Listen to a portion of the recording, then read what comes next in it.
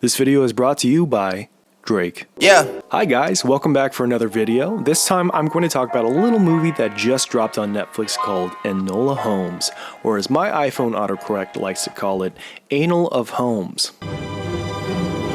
'Tis I. But before I get into it, I'd like to thank you guys for helping me get to my goal of 100 subs before the end of the year, far exceeding my own expectations.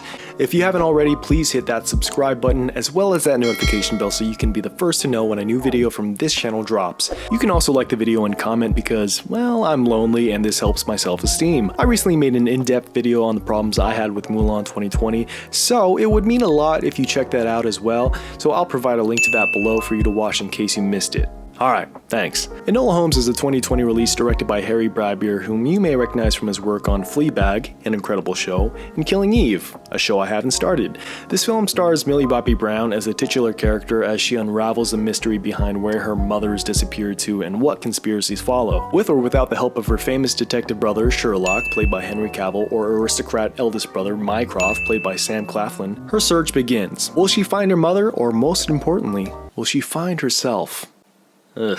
While this is truly Millie's show throughout the movie, Henry Cavill and Sam Claflin are also well worth mentioning, as well as the marvelous Helena Bonham Carter. She plays the mother of the Holmes children and is very great given her short time in the movie. I'll start off by saying Millie Bobby Brown is so incredibly charming as Enola, and gives, I think, my favorite performance by her that I've ever seen.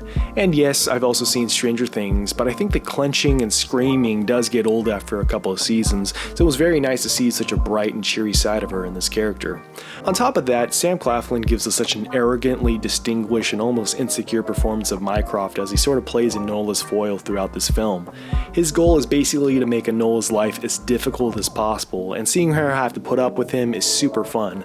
I also love Henry Cavill's portrayal of Sherlock in this. He isn't this highbrowed, snooty version of Sherlock that we've become used to from BBC's Sherlock, but a lot more subdued and thoughtful. His take always seems like he's 2 steps ahead of everyone, but he has this patience behind him that seems like he wants others to catch up, especially Enola. He sees this potential in her that's really heartwarming, and you can really tell he cares despite us and everyone else telling us he's usually not this emotionally invested in anything. I think the film makes a good decision of making Enola distant from her older brothers because it allows the opportunity for her to come into her own.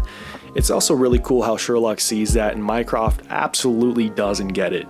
This provides such a great three-way dynamic between them, which just makes me wish that they had more scenes together. Throughout this movie, Enola constantly breaks the fourth wall to address the audience, which I thought was so in line with her character.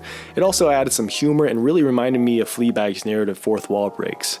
It never seems corny or inappropriate because it felt like we were being invited to go on this adventure with her, and it's just so charming. I just don't have any other word but charming. Enola in this film is also an extremely vulnerable character. At no point in this movie do you feel like she's being conveniently saved. Many times in the movie, she gets her ass beat, as most 16-year-old girls versus a grown-ass man would be in a life or death scenario. It was actually really impressive by how far they went in kicking this girl's ass. I mean, Millie, are you okay? Do you want me to call the police? This movie doesn't shy away from showing blood, and there's a particular scene where a character gets his head bonked, and I actually gasped. It was pretty awesome to see that the violence had weight to it. Another thing I really enjoyed was how they addressed how flawed the Holmes children are despite them being exceptional. Sherlock Holmes is sort of this household name that whenever his name is mentioned, most people are immediately impressed, but those that know the Holmes children personally all see them as sort of ignorant to a lot of issues. They're all intelligent in their own way, but aside from Mycroft, they're all very closed off to real-world issues.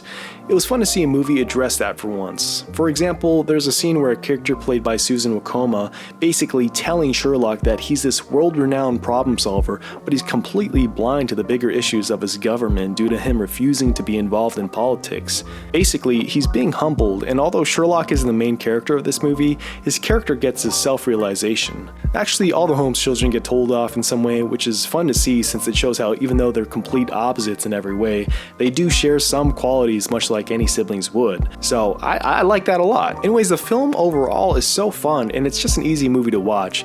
I feel like anyone with a heart could find something good about this movie. There are just great moments riddled throughout, like how Mrs. Garrison, played by Harry Potter's bitch aunt, has these ridiculously sexually tense scenes with Mycroft. It was just funny because they didn't need to put that in the movie, but it just adds some depth to the characters.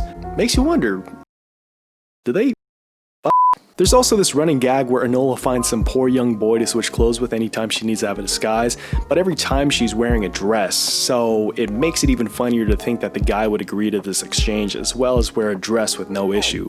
Little moments like that are what make this movie so great. I also can't forget to credit the writing from Nancy Springer and Jack Thorne. The writing is sharp and there really isn't too much fat on this thing.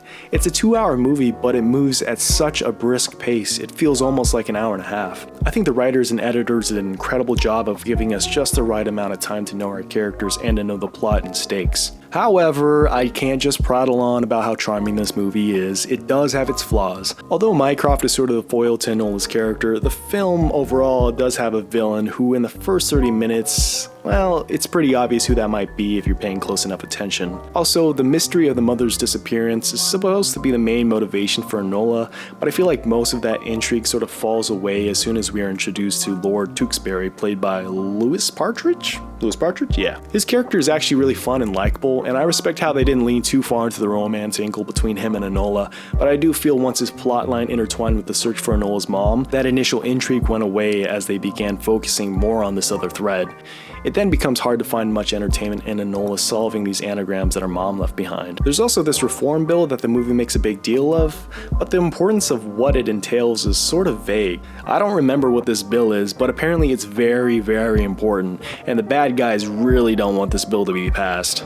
But I have no idea what it was, and I don't think the movie cares too much to tell us what it is because, well, it's not very important. All we need to know is that the bad guys don't want it. Otherwise, this is a pretty great movie. I was personally surprised by how much I enjoyed it. For me personally, I kind of got tired of seeing the Stranger Things actors pop up and everything, and I wasn't entirely sold on Enola Holmes being played by Millie Bobby Brown. I don't hate her or anything, I just didn't see that much great stuff from her outside of Stranger Things, so seeing this completely changed my perspective. I think her performance was funny and extremely likable. On top of that, the supporting characters were all very entertaining and I would love to see them all return in a sequel. I loved all the characters' chemistry with each other, and the way this movie ends, it seems like they might be setting up the idea of Enola running her own detective agency, and I'm all in. It's a nice way of setting up there might be a sequel without blatantly setting up a sequel. I feel like it stands on its own, but since I was wooed by the characters, I kinda want more. If I had to give it a rating, which I kinda hate doing at this point, but I'd probably give it a solid 8.5 out of 10, or just a strong recommendation. I had a lot of fun and I think you will too. Anyways guys, thank you for watching, and if you haven't already, click like on the video if you enjoyed and subscribe if you haven't. What did you guys think of Enola Holmes, and would you like to see a sequel or do you think it should just stand on its own? Let me know down below, and as always, I will see you later.